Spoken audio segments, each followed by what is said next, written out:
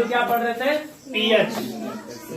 PH किसका? PH mouth का pH कितना होना चाहिए? 5.6 होना चाहिए। तो इससे कम होगा तो माउथ की एसिडिटी बढ़ जाएगी और दांत जो है क्लोज हो जाएगा, यानी सड़ने लगेगा।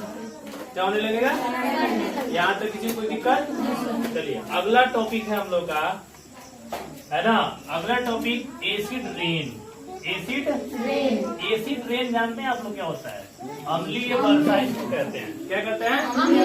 हाँ, यही एसिड रेन है, अम्लीय वर्षा। आए समझ में? एसिड रेन ही क्या होता है? हिंदी में उसको क्या बोलते हैं? अम्लीय वर्षा। क्या होता है अम्लीय वर्षा? ध्यान से सुनिएगा। हमारे एटमॉस्फेयर में, है ना, बहुत सारी गैसें हैं, जैसे सल्फर डाइऑक्साइड जिसको हम कहते हैं SO2, है ना, कार्बन डाइऑक्साइड CO, और भी अन्य गैसेज हैं, NO2 जिसको हम सोडियम क्या कहते हैं? नाइट्रोजन ऑक्साइड के नाम से जानते हैं। तो ये हमारे एटमॉस्फेयर की गैसें हैं, ठीक है। जब बरसात होती है तो ये बरसात के जल से, जल का जो केमिकल फॉर्मूला होता है क्या होता है? H2O। H2O से मिलते हैं, अब मिलने के बाद से एसिड बना रहे हैं, है ना। आप बचपन की किताबों में पढ़े हुएगा, नीचे का सोशल साइंस में क्वेश्चन रहता है कि सबसे शुद्ध जल कौन होता है? वर्षा का जल। सबसे शुद्ध जल कौन होता है? और सबसे खराब जल कौन होता है? वर्षा का जल। तो जब ऊपर से, यानी जब बादल से जब बरसात होती है ना, तो ऊपर तक शुद्ध रहता है, लेकिन जैसे हमारे एटमॉस्फेयर में प्रवेश करेगा, है ना, तो उस एटमॉस्फेयर में कई प्रकार की गैसें हैं, जैसे सल्फर डाइऑक्साइड, है ना, और कार्बन डाइऑक्साइड और नाइट्रोजन ऑक्साइड। आए समझ में? ये गैसें, और ये इन गैसों से वाटर क्या करता है? रिएक्शन करता है, और रिएक्शन करने के बाद अम्ल बना लेता है, जैसे HNO3, H2SO4, आप देख सकते हैं, है कि नहीं है? H2CO3, ये सब क्या है? अम्ल बना लेते हैं। इसलिए वर्षा क्या हो जाती है? अम्लीय वर्षा हो जाती है। आए समझ में? इसका पीएच वैल्यू लगभग हमको लगता है कि 5.5 से लेके 5.6 इसके आसपास होना चाहिए। यदि इससे कम हो जाता है तो फिर वो अम्लीय वर्षा कहलाएगी। आए समझ में?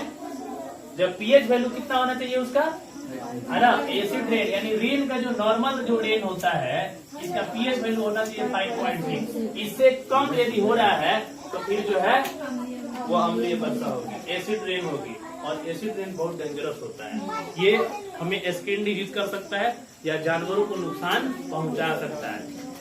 समझ में? जानवरों को नुकसान पहुंचा सकता है। तो एसिड रेन जो होता है, इसलिए कहा जाता है कि आप पहली वर्षा में मत नहाइए। पहली वर्षा बहुत खतरनाक होती है ना। पहली वर्षा में नहाइएगा तो जब पहली वर्षा होती है, बहुत दिनों के बाद वर्षा होती है, तो हमारे एटमॉस्फेयर में इन सब की मात्रा क्या होती है? बढ़ जाती है। और जब पहली बूंद धरती पर आती है तो उनसे रिएक्शन करके ये गैसेज, ये जो है एसिड क्या हो जाते हैं? बन जाते हैं। और ये एसिड जब बन जाते हैं तो इनकी पीएच वैल्यू, वर्षा की पीएच वैल्यू नॉर्मल से क्या हो जाती है? डाउन हो जाती है, और वह वर्षा अम्लीय वर्षा कहलाती है। घर वाले मुल्क थोड़े हैं आपको कहते हैं कि पहली वर्षा में मत नहाइएगा, आप जबरदस्ती नहा। तो इससे क्या होता है? स्किन डिजीज हो सकता है, आपके शरीर में जो है छाले पड़ जाएंगे, जो वो क्या बोलते हैं, फोड़े फुंसी, ये सब हो जाएंगे। इसलिए हमें पहली बरसात में नहीं नहाना चाहिए। आए समझ में? जब 2-4 बरसात हो जाए, जितना डस्ट पार्टिकल है, जितनी जो है गैसेज है, एटमॉस्फेयर साफ हो जाए, तब उसके बाद से नहाइए, आपको कोई दिक्कत नहीं। आए समझ में? तो एसिड रेन, तो हमारे दैनिक जीवन में पीएच का क्या महत्व है? यही टॉपिक चल रहा है। हमने कहा देखा? स्टमक में, माउथ में। अब हमने कहा देखा? हाँ, अम्लीय वर्षा, रेन के बारे में हमने देखा। दूसरा कहानी है ना, जो हमारा एग्रीकल्चर फील्ड होता है। एग्रीकल्चर फील्ड जानते हैं? हाँ, वो जहाँ धान की उगाता है, अरे कम से कम इंग्लिश मीडियम बोला तो बोलो कि जानते हैं सर। फील्ड में क्या होता है? खेत। एग्रीकल्चर में क्या होता है? कृषि।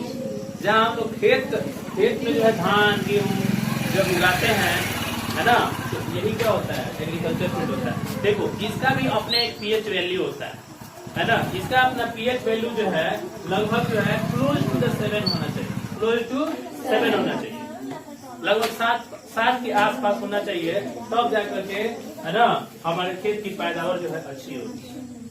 है समझ में, खेत की पैदावार जो है अच्छी होगी। यदि इसका वैल्यू घट जाता है, क्या हो जाता है, बढ़ जाता है, अच्छा खूब ज्यादा बढ़ जाता है, खूब ज्यादा मात्रा में बढ़ जाता है, भी डेंजरस है समझ में।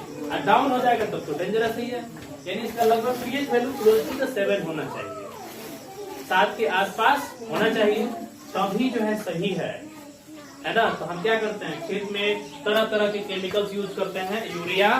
यूरिया का केमिकल फॉर्मूला पता है, NH2CO, NH2, इसको यूरिया कहते हैं। इसको जो है BVI रखिएगा कि अभी एग्जाम में ये प्रश्न बहुत पूछे जाते हैं, है ना।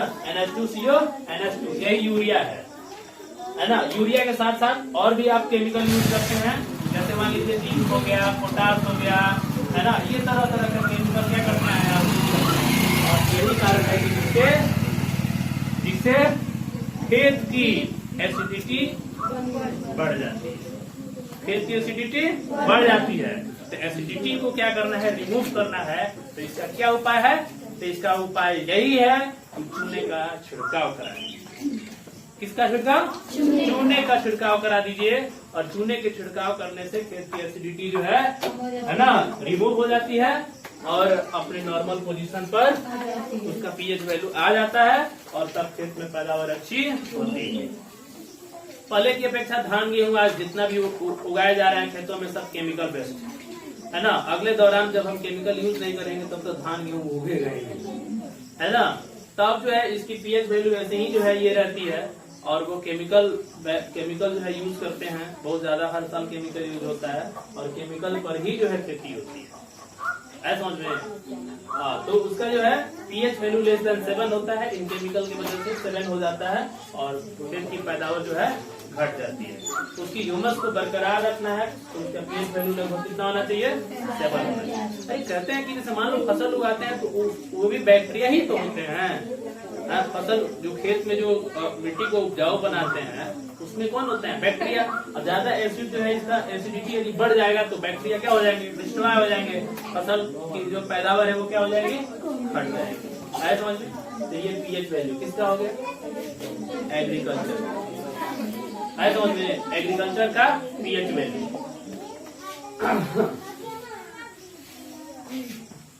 क्या था किसी को दिक्कत, तो एग्जाम में जब आता है ना, what is the importance of pH in our daily life, तो यही 2-4 करके जो आप नोट कर लीजिए। और इसके अलावा कुछ है, वही है पाचन तंत्र का पीएच। हाँ देखो, ब्लड, सुनो ध्यान से। जो हमारा ब्लड है ना, ब्लड यानी ह्यूमन ब्लड का जो पीएच है, ये भी जो है मायने रखता है।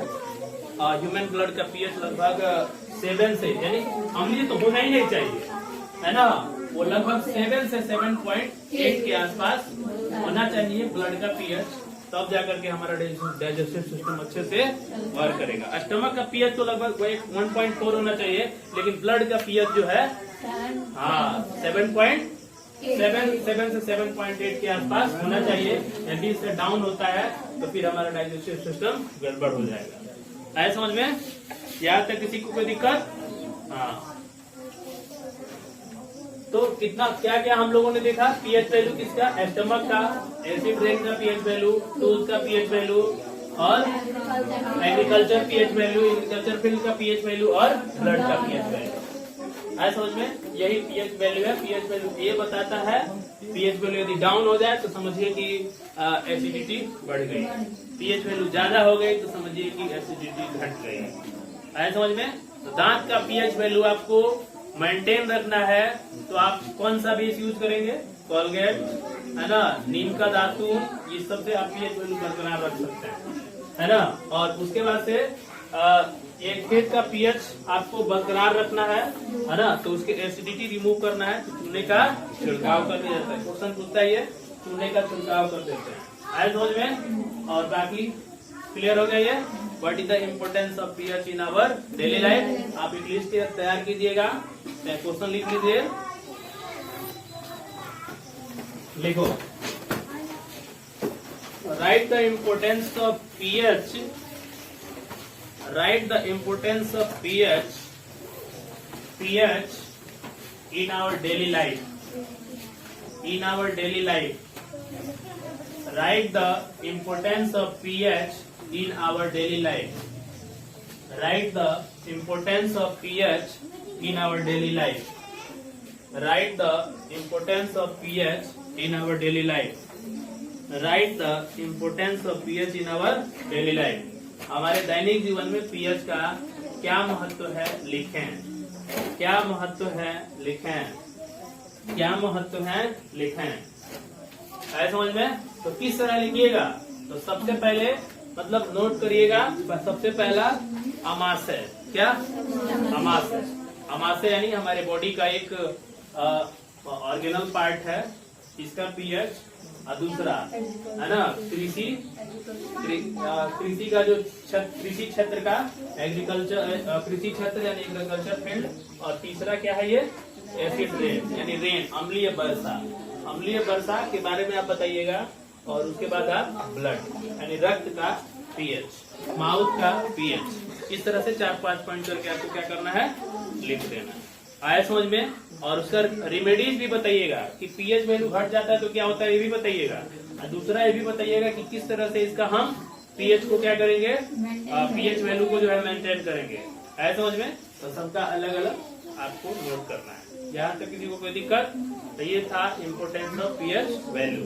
अब हम लोग सीखने वाले हैं एसिड और बेस का हमारे एटमॉस्फेयर में क्या बिहेवियर होता है, मेटल से, है ना, मेटल से क्या बिहेवियर होता है, इस टॉपिक को पढ़ने वाले। आए समझ में?